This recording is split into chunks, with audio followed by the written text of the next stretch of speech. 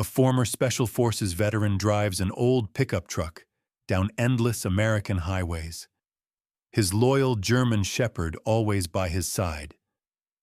Desert sunsets, snowy mountains, quiet farm fields, and crowded beaches. They have seen it all while searching for healing that doctors could not give. Every stop brings a new scene. A small town diner where strangers smile kindly. A mountain festival filled with fireworks and fear. A lost child on the beach saved by a brave dog. A lighthouse shining hope into the night.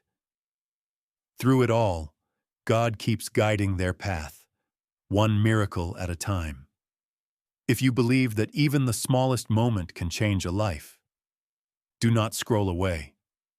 Hit subscribe, comment, amen, and share to spread this message of faith, hope, and second chances. May God bless everyone watching. Amen. The early morning fog clung to the city of Seattle like a heavy blanket, blurring skyscrapers into soft silhouettes. The air carried the bite of leftover winter despite spring being only days away. Rain drizzled steadily, tapping the rooftops and cars in a rhythmic pattern that most residents had grown accustomed to. In a quiet residential neighborhood far removed from the bustling downtown, a small brick house sat near the corner, its yard slightly overgrown, its paint faded like memories that refused to stay sharp. Inside that house lived Michael Carter, a 39-year-old former Army staff sergeant. He stood 6 feet tall with a lean, muscular build that had lost some of its former rigidity since leaving the service. His face was defined by angular cheekbones and the shadow of a beard he rarely bothered to shave. Deep-set hazel eyes, once filled with certainty and command, now carried exhaustion and flickers of fear. His dark brown hair had begun to gray at the temples far earlier than most men his age. Michael had served 3 tours in Afghanistan, where he once felt purposeful, strong, and indispensable. Now, he woke up every night drenched in sweat, haunted by explosions and the faces of friends he could not save. PTSD had wrapped itself around his life like chains. Loud noises sent him instinctively ducking for cover. Crowds tightened his chest, and any unexpected touch could trigger panic. He no longer recognized the confident soldier he used to be. On the floor beside his bed lay his loyal German shepherd, Rex. 4 years old, large and robust with black and tan fur and sharp alert ears, Rex had served with Michael overseas as a trained K-9 who could detect explosives. The dog still possessed the instincts of a protector. Scars on his hind leg told the story of shrapnel from a blast that nearly ended both their lives. Yet Rex's eyes remained warm and steady, often locking onto Michael's in silent assurance whenever panic surged. Rex represented the last piece of Michael's life that still made sense. The two were inseparable, bound by survival, trauma, and a love deeper than simple companionship. That morning, the rain tapping the windows woke Michael from another nightmare. His breath came ragged, his fists clenched around the blanket. Rex immediately rose, nudging his hand gently and placing his head against Michael's shoulder. The contact grounded him, bringing him back from the flashbacks. "It's okay, boy," Michael managed to whisper, though his voice trembled. He pushed himself out of bed and reached for a bottle of prescribed medication on the nightstand. He hated it, but most days it was the only thing that kept him functional enough to endure daylight. Later that afternoon, Michael drove his old beat-up pickup truck, a faded blue Ford from the early 2000s, through the unrelenting rain toward a clinic recommended by the Veterans Affairs Office. It was his 3rd different clinic in 2 years, and he prepared for yet another therapist who would look at him with polite pity.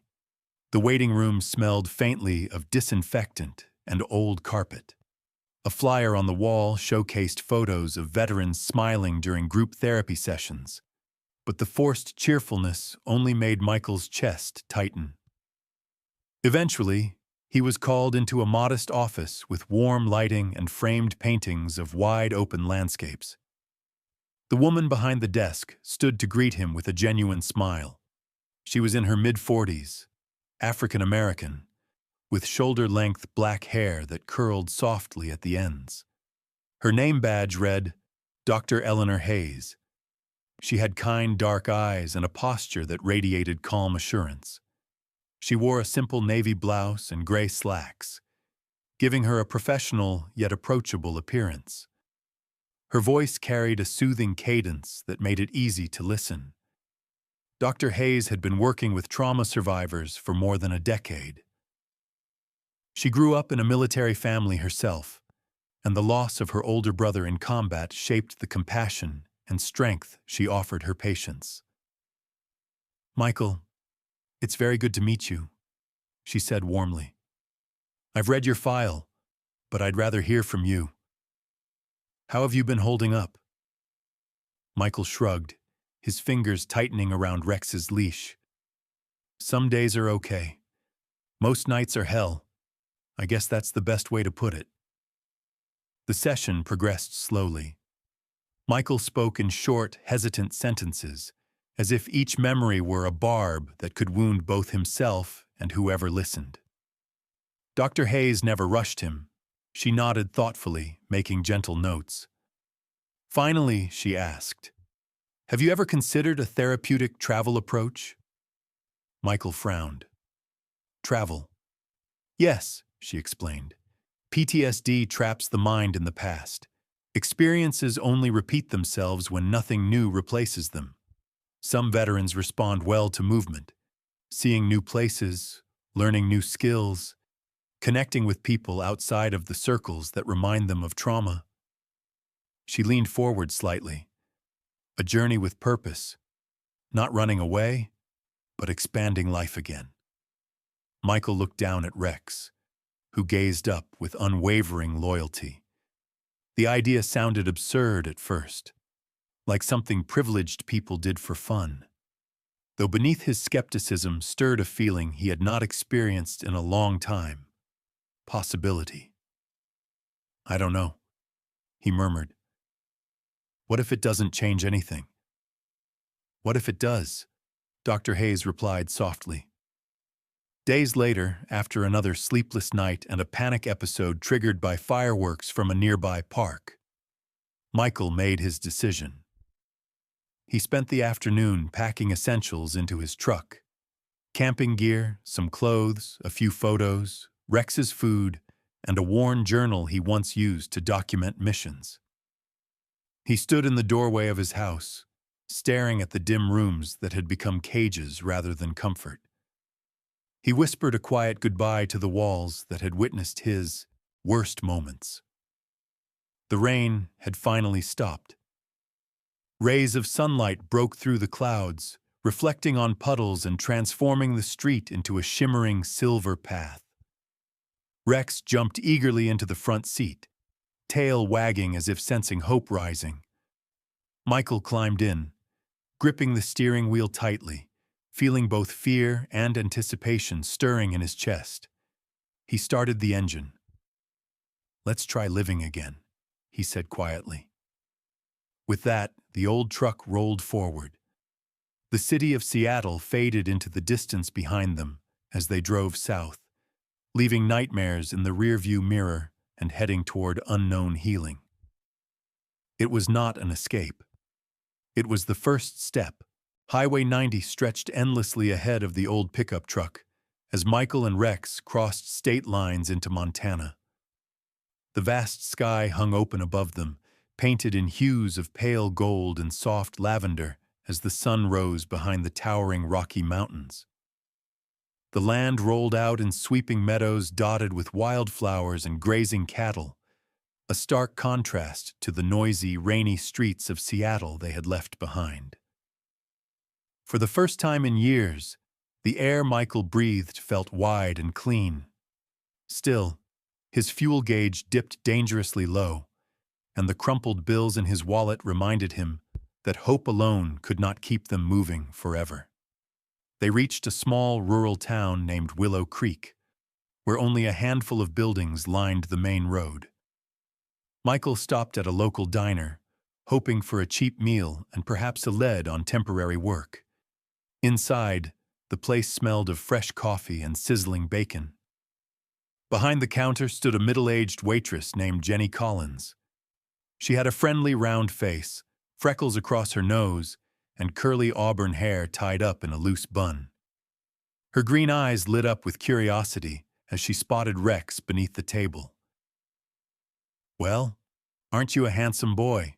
she said, offering the dog a small strip of bacon with a warm laugh.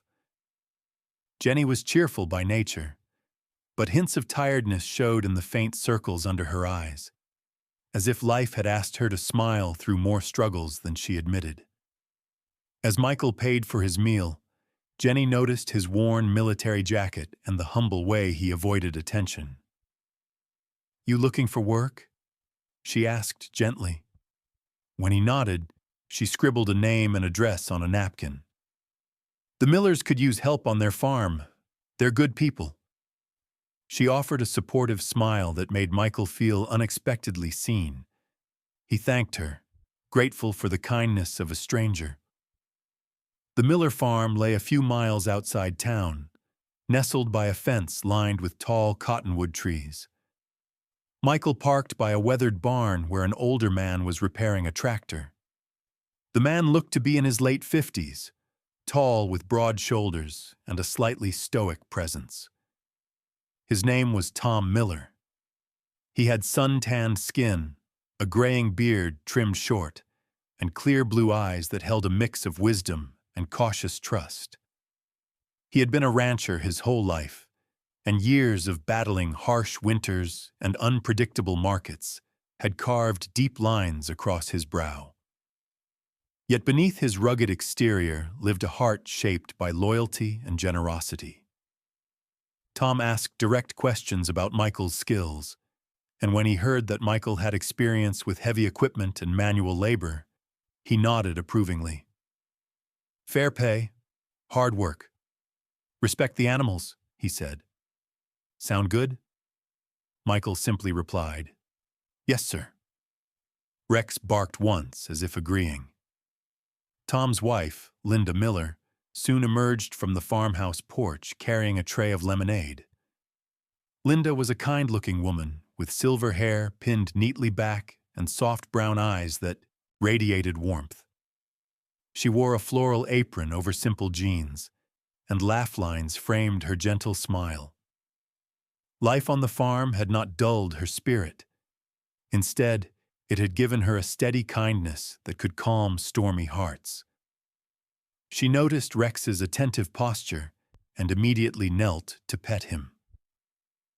"What a magnificent dog," she whispered, her voice filled with admiration.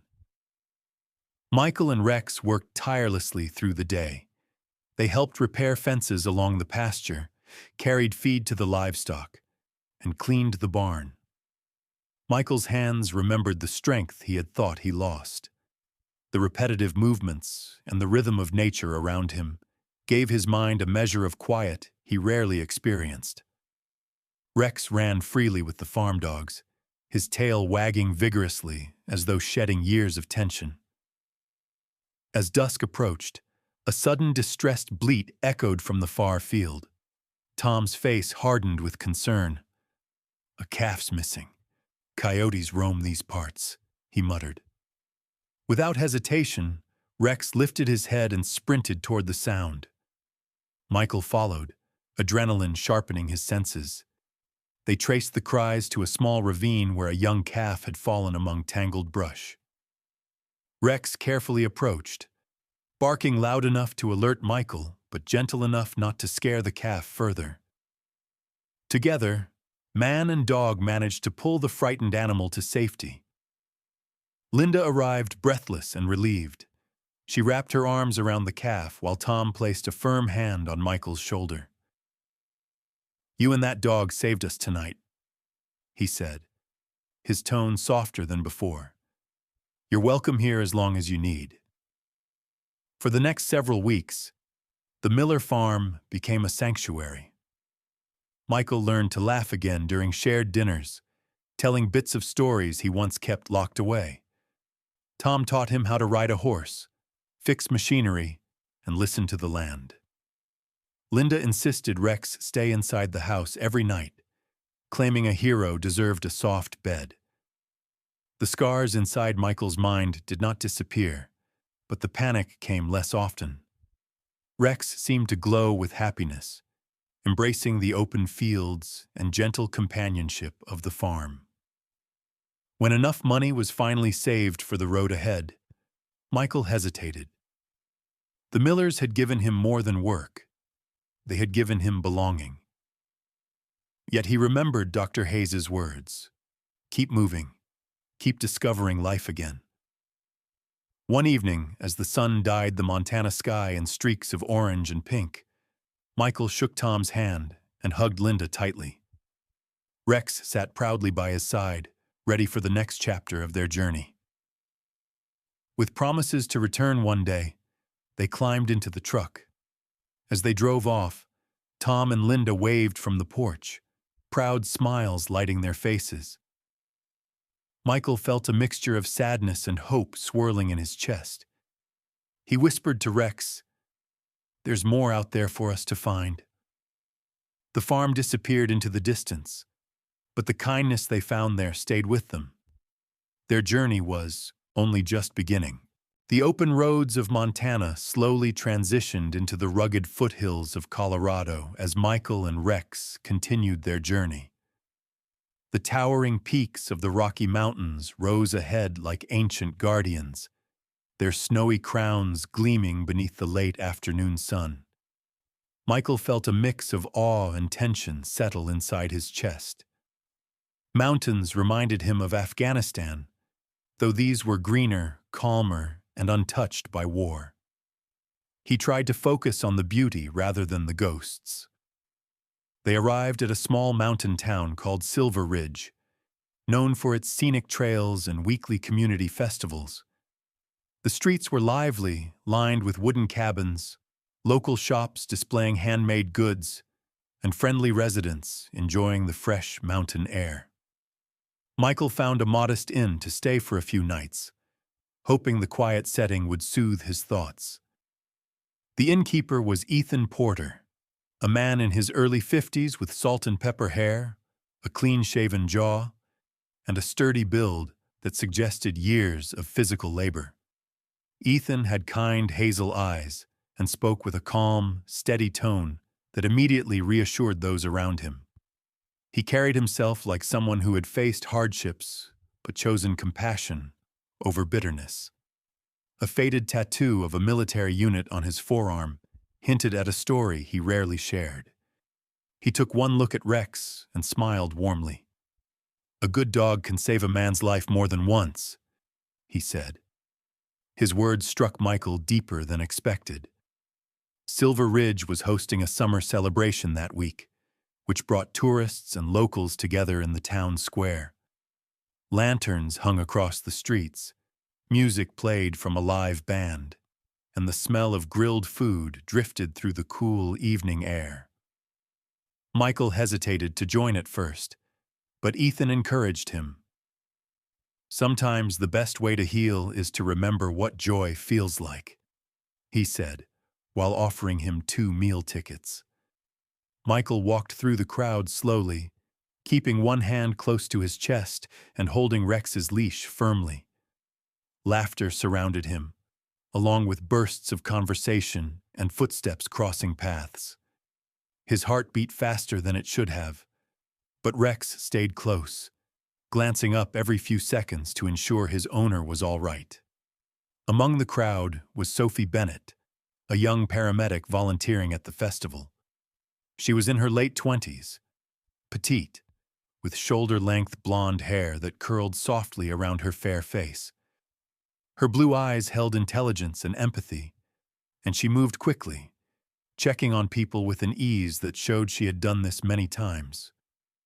Sophie noticed Michael standing slightly apart from the festivities, his posture guarded. She approached him with a gentle smile. "First time in Silver Ridge?" she asked. Michael nodded. Words often felt like heavy stones in his throat. Sophie did not push. She crouched to greet Rex, petting him with experienced hands that conveyed comfort. "He's beautiful. What's his name?" When Michael answered, she replied, "Shuko." "Well, Rex, make sure you take good care of your human tonight." Her light-hearted tone eased some of Michael's tension. As twilight darkened into night, festival organizers prepared the firework display. Michael had not realized this was part of the event. The first explosion cracked through the sky with a blaze of color. The crowd cheered. Michael's world collapsed. His chest locked. The sound was too sharp, too real. Each firework became a mortar round. The cheers became screams. The lights became flares in the desert night. He stumbled backward, gasping, vision shaking as adrenaline surged. His ears rang with phantom radio chatter. His legs gave out. Rex reacted instantly. He pressed his body against Michael's side, pushing him toward the edge of the crowd. Sophie followed with quick precision, guiding them behind a food booth away from the flashes. Michael curled forward, arms wrapped around his head as if protecting it from shrapnel. His breath came in broken fragments. "You're safe," Sophie whispered firmly. "You're here. Focus on Rex." Rex whined softly, licking Michael's hand, grounding him with familiar warmth. Slowly, reality returned. The explosions above became what they truly were: fireworks celebrating life, not war. Michael's heart rate eased enough for him to lift his gaze to Sophie, whose expression showed no judgment, only concern. "I'm sorry," he muttered, shame thick in his voice.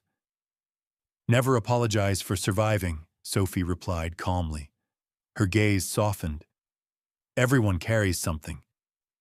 Ethan soon joined them, offering a bottle of water and keeping the crowd at a respectful distance. "No need to explain," he said. "A lot of us here understand more than you think." When the fireworks finally ended, Michael sat under the quiet night sky with Rex resting against him. He looked at his dog, whose loyalty had once again protected him from drowning in memory. The attack had shaken him deeply, proving that trauma still lurked within, waiting to strike. Yet as he breathed in the crisp mountain air, surrounded by people who showed him nothing but patience and kindness, he realized something.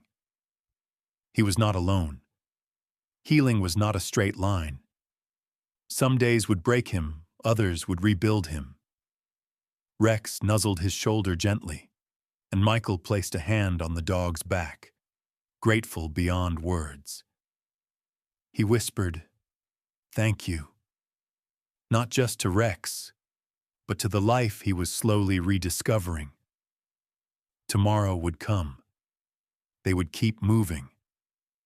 The journey continued. The highway led Michael and Rex westward until the air turned salty and the distant horizon shimmered with endless blue. They had reached the coast of California. The Pacific Ocean stretched wide and untamed, crashing its waves against sandy shores with a calming rhythm that soothed even the most restless thoughts. Michael parked his truck near a quiet coastal town called Ocean View Bay, a place where palm trees swayed lazily and seagulls circled overhead while searching for crumbs. The sun was bright but gentle, its warmth resting lightly on his shoulders, reminding him that life could soften its grip. Michael found part-time work at a small seaside cafe known as the Lighthouse Grill. It was the kind of place that welcomed both tourists with cameras and locals in flip-flops. Inside, the decor featured faded nautical paintings, seashell decorations, and the smell of fresh coffee blended with ocean breeze. The cafe owner, Carlos Ramirez, was a man in his mid-40s with olive skin, short black hair, and a neatly trimmed beard.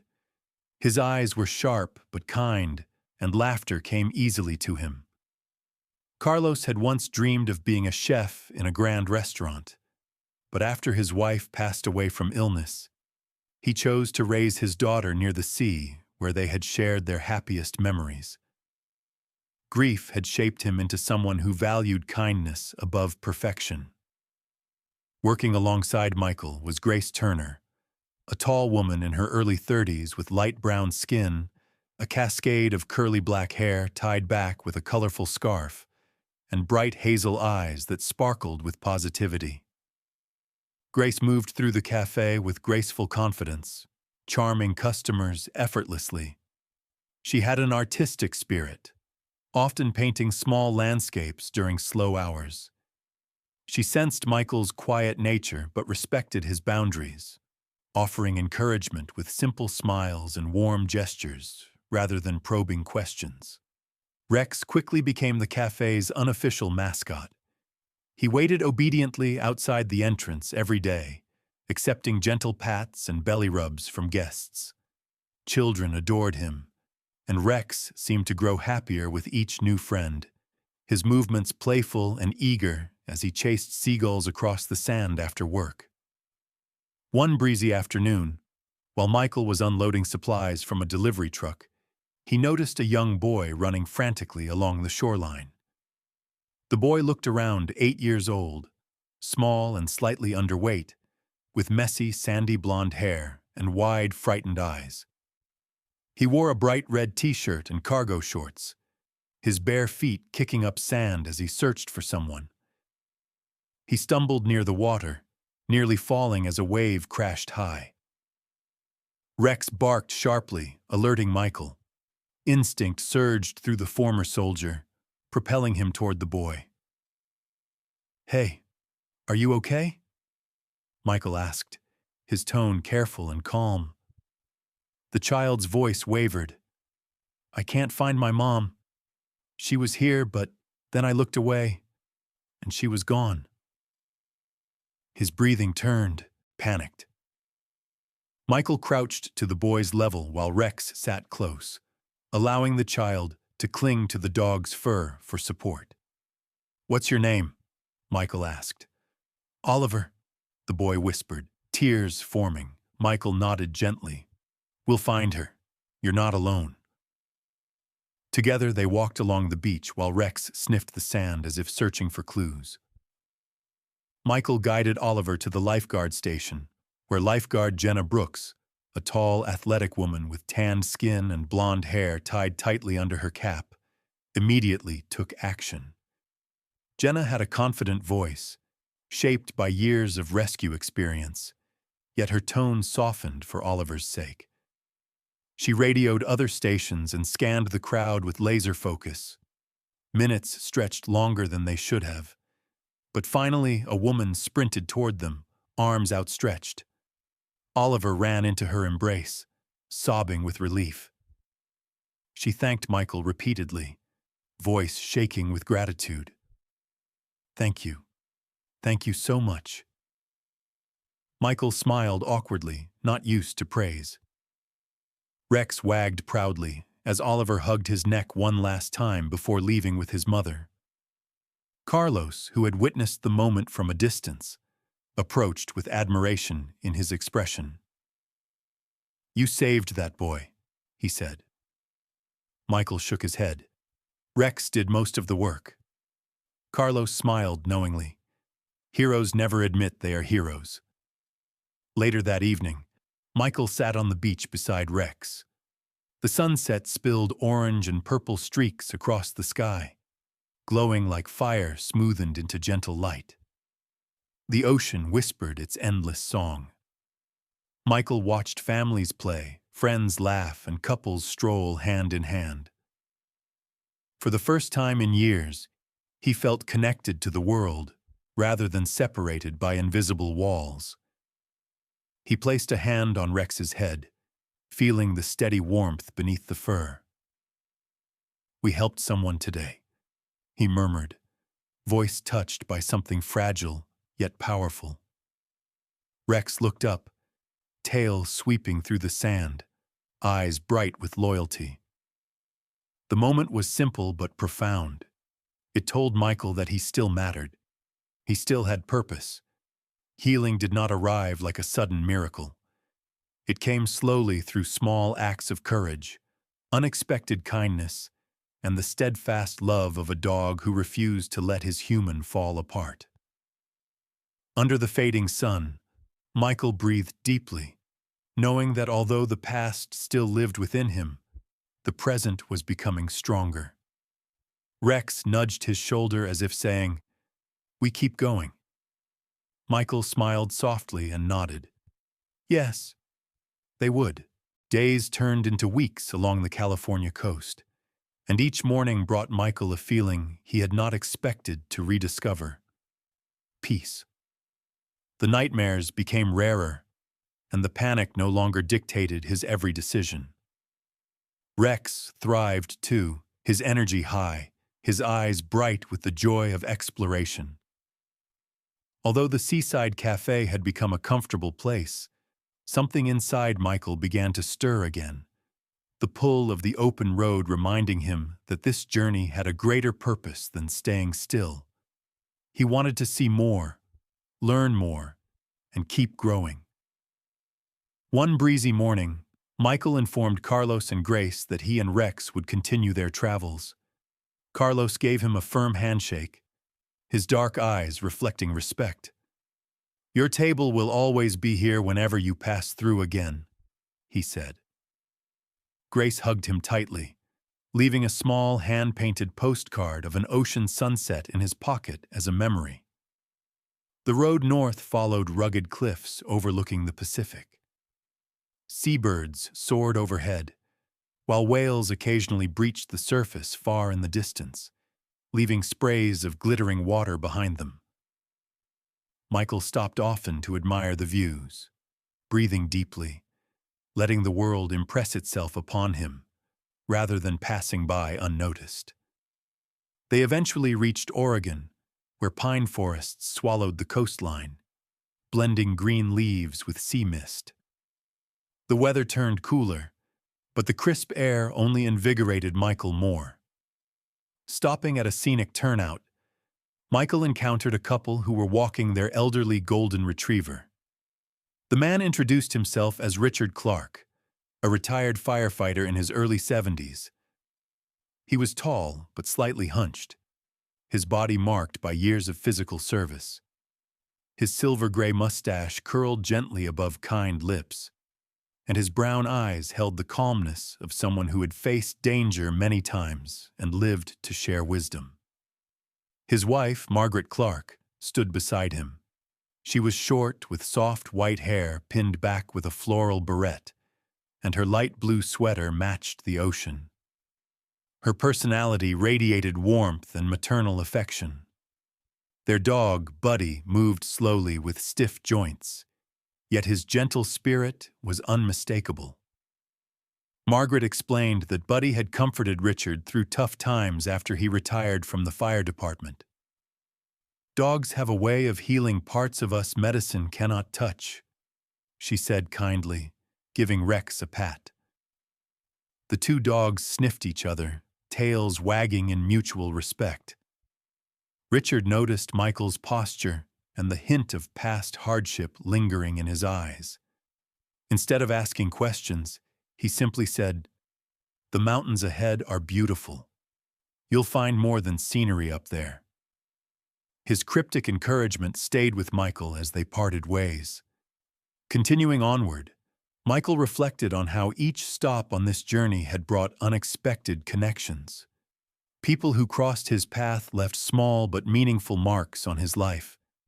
They reminded him that the world still held goodness worth searching for. He was no longer wandering without direction. He was discovering parts of himself that had been buried under trauma.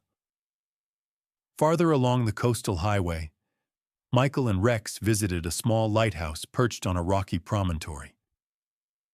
The lighthouse keeper, Samuel Hayes, A lean man in his late 50s with graying curls and olive skin welcomed them with coffee and stories. Samuel had once been a sailor and now dedicated his life to maintaining the coastal beacon that guided ships to safety. His demeanor was calm and reflective, shaped by long nights spent alone with crashing waves as his music. "Everyone who comes here is searching for something," Samuel told him. "Sometimes they find it in the ocean. Sometimes they find it within themselves." Michael appreciated the simplicity of his wisdom. On their last night near the lighthouse, Michael and Rex sat by a campfire, stars scattered densely overhead like glittering promises. Rex rested his head on Michael's knee as the fire warmed their faces. The sound of the ocean below faded into a peaceful background hum. Michael stared into the flames, thinking about where he had started and how far he had come. The journey no longer felt like an escape. It had become a calling. He whispered into the night, "We keep moving because life keeps giving us something new." Rex lifted his head and gave a quiet bark, as if to confirm that he too believed in this shared destiny. Michael unrolled a map, tracing possible paths for the weeks ahead. There were so many places to see. Deserts glowing under moonlight, red canyons carved by ancient rivers, snowfields where silence reigned, towns filled with people who could become friends. He folded the map with a soft smile. Tomorrow was wide open. With Rex by his side, Michael felt whole. He understood now that healing was not a destination. It was a lifelong journey, one filled with motion, courage, and unexpected kindness. Their adventure across America was far from over. The road, illuminated by moonlight and hope, awaited them. Sometimes the greatest miracles are not thunder and lightning from the heavens, but small steps forward taken by wounded hearts. Michael thought his life was broken forever, yet God placed the right people and the right moments along his path.